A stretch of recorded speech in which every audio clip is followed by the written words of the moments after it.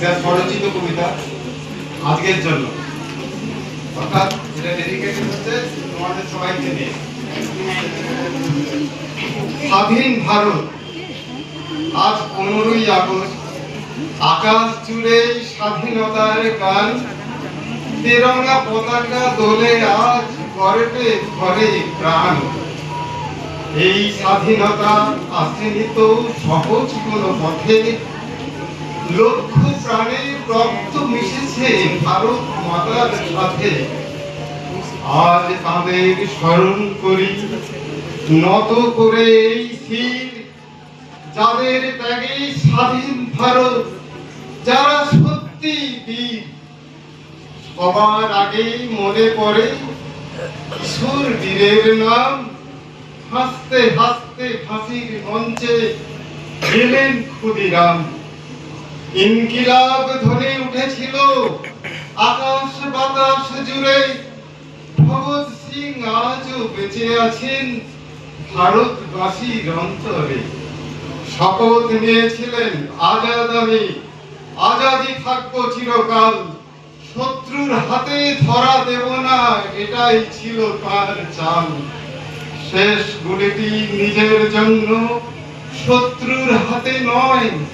চন্দ্রশেখরের সেই আত্মত্যাগ আজও অমর হয়।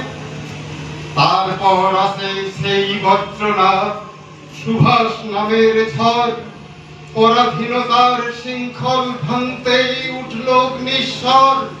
তোমরা আমাকে রক্ত দাও, আমি দেব স্বাধীনতা, এই আহ্বানে জেগে উঠেছিল ভারতের প্রতিটি জনতা।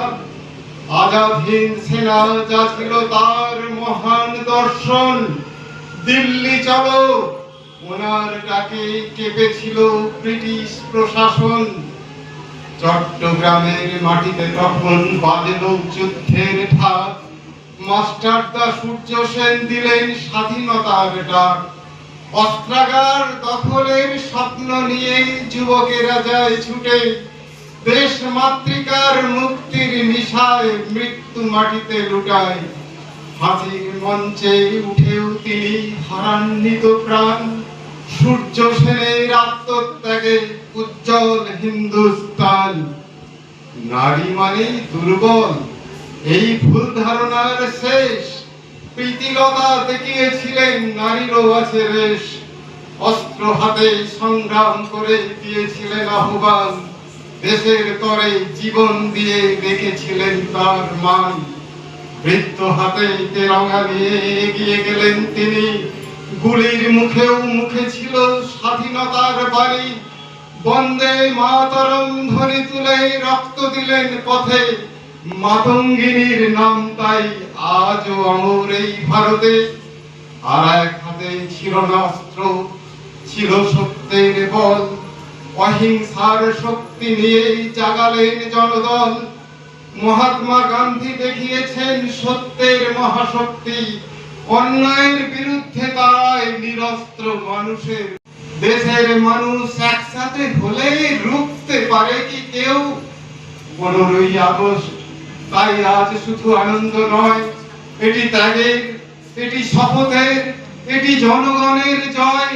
তিরঙ্গা উঠুক আকাশ পানে, জাগুক কোটি প্রাণ, শহীদের ত্যাগ অমর হোক হিন্দুস্তান। জয় হিন্দ, বন্দে মাতরম।